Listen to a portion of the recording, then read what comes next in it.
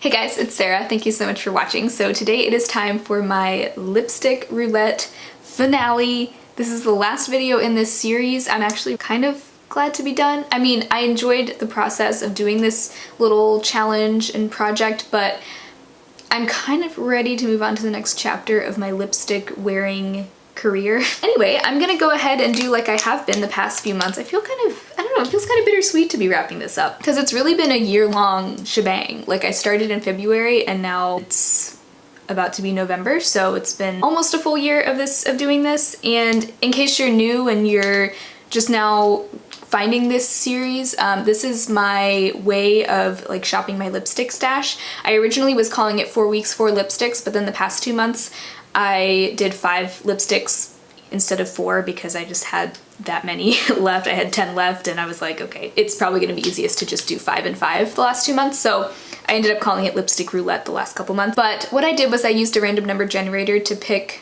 4 lipsticks to focus on, 1 for each week out of the month, up until we had 5 per month. But the goal was to use each lipstick twice, and I pretty much did stick to that goal, except last month I think there were a couple that I only wore once. But really the point was just to make sure I was rotating through all of the lipsticks that I own and getting to know each one, because I actually am going to be finishing off this whole series with a lip declutter. I don't do big declutter videos very often, and I don't know if it'll be like a big declutter in terms of like, you know, I'm gonna get rid of 50% of my lipsticks or anything like that. But I do need to pare down my lip collection just a touch because I just want things to be a little bit more curated. I know I have a lot of similar shades within my collection and I just want to pare things down. So that will be coming in the next few weeks, maybe even sooner than that, I'm not sure yet. But for now I just wanted to go ahead and recap the 5 lipsticks that I was using throughout October, give you a little mini review on each one, and then also just kind of wrapping up with some final thoughts on what I've gotten out of this series. So let's go ahead and get into it. So I did wear all of these twice except for the Physicians Formula Healthy Lip Liquid Lipstick in Noir-ishing Plum. It's spelled N-O-I-R. This I only wore once, and I did wear it in my Full Face of Nothing New video, which I'll link if you missed it, but very vampy, deep plum, and honestly a really fun color. I do not love the formula of this particular color. I do like the other 2 healthy lips that I have. This lip, it's just because it's so dark, it goes on very patchy a lot of the time, and you can see that it was applying kind of patchy in that Full Face of Nothing New video. I also wore it while I filmed 2 videos after I filmed that one on that day, and you could, I don't know, I felt like as it wore and as I was talking a lot, it started to look a little bit patchy. And you know, there's always kind of a stark line where the color ends because it's just so dark and noticeable, but it's also the only color like this that I have in my collection, and I did really enjoy wearing it. It's just such a deep, rich color, and I love the color. Not something I'm gonna wear, you know, on a day-to-day basis, but I love the color for fun, dramatic fall looks. So I'm still torn on whether or not I'll declutter it or not, because I still really like it, even though there are things I don't like about it, but to be continued. I'll think about it some more. And I do plan to wear it one more time, probably next week. So I probably will wear it twice in October, because today, the day I'm filming this, is only the 26th. So I'm thinking I'll wear this again at least one more time before the month is over. Next is the Physicians Formula Healthy Lip in Tulip Treatment, which is one of my favorite lip colors in my entire collection. And I do love the formula of this one. I do overall love this liquid lipstick formula. I feel like it's one of the most comfortable formulas out there. Similar to the Ofra formula, if you're familiar with that one, so it doesn't dry down completely, but it also feels a lot more comfortable than the really dry liquid lipsticks. So really big fan of this color. I have worn it twice, one of those times being today. Sorry, I have eyeshadow on my fingers, don't mind me. But yeah, this continues to be one of my favorite colors. I definitely think of it as more of a summer shade, but I'll wear it any time of year. I think it's really fun, really vibrant. It's just so fun to wear. And I love red lipstick. If I could only have one like color family of lipstick, it would be red, because I just it's so classic and timeless and beautiful. So yeah, love that one. Next, I had a lipstick that I really hadn't worn much prior to this month, and also that I wasn't a big fan of the color, But this is the Madame Glam Velvet Lipstick in the shade Madhatter.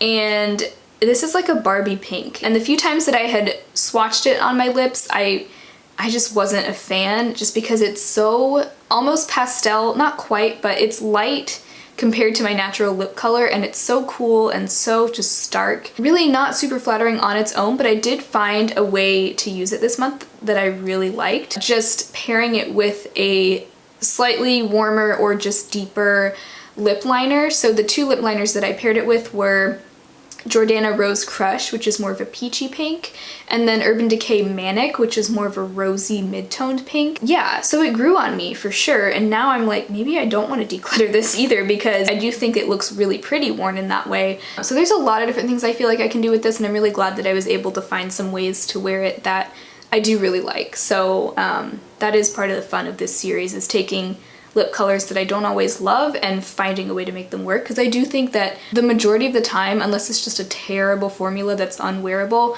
I feel like there's always a way to make things work. And then I had the Profusion Sparkling Lip Topper in Frolic. This was in that little set that's been infiltrating my lipstick roulette series for the past several months, because it was a set of like 7 mini lip products from Profusion. It was a set of some matte liquid lipsticks and also 2 lip toppers.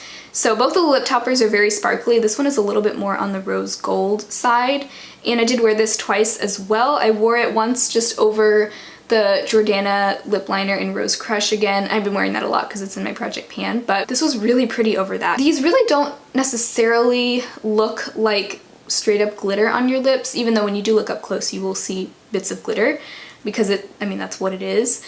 But from afar, it really just makes your lips look very shiny and glossy and just really pretty. And I really think that what this is made for is to be worn over a matte liquid lipstick. Since it came in a set with a bunch of matte liquid lipsticks, that would make sense.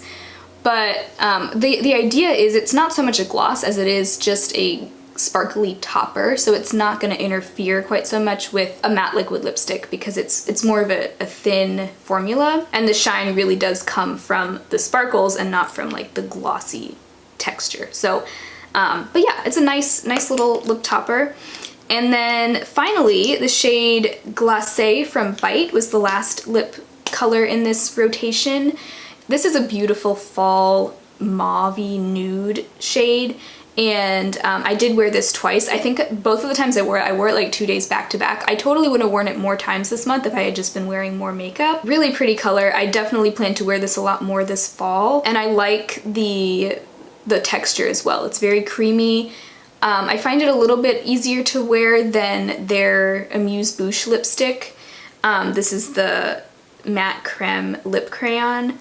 I feel like it's a little bit easier to control because it is like a retractable jumbo pencil, and I feel like it's just a little bit less creamy and it kind of holds on a little bit better. So I do really like this one. I feel like this is something I need to reach for more often because it's just a classic. So that's the last round of lipsticks in this series, and this has been so much fun. My lip collection did grow this year.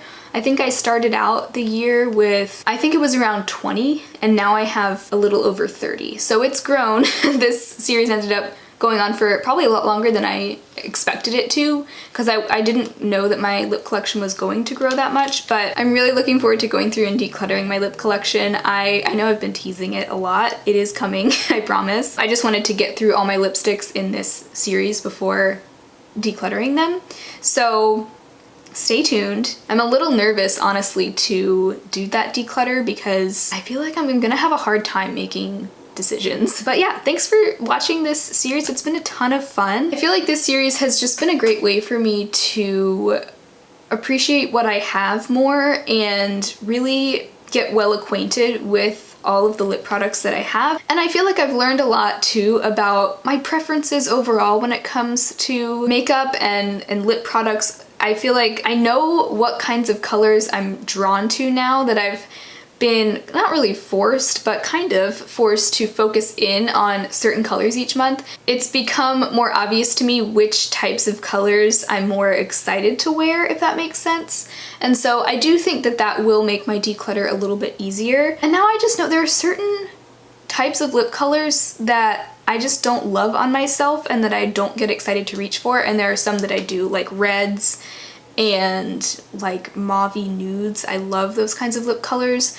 And I love bold, bright lip colors. And then, I don't know, I feel like certain types of colors, like more pinky shades, corally shades, I'm not quite as drawn to. So it'll be interesting to see what I do decide to keep. But I will say one thing, I expected this series to make me less likely to want to purchase lip products, and I feel like if anything it made me more interested in expanding my lip collection, because it kind of got me interested in exploring different types of lip colors and different ways to wear them. And so for that reason I've been tempted to buy more lipsticks this year. I mean, I haven't gone crazy. I mean, I think I have like 30 something now, which isn't too bad, but I do still like feel like it was really worthwhile. I don't know if I'll ever do something like this again, just because I'm kind of looking forward to at least taking a few months to just see what I naturally gravitate towards and see which lip colors I wear now that I don't really have any specific ones that I'm trying to focus on. But it was really fun, and I know a lot of you guys enjoyed it as well.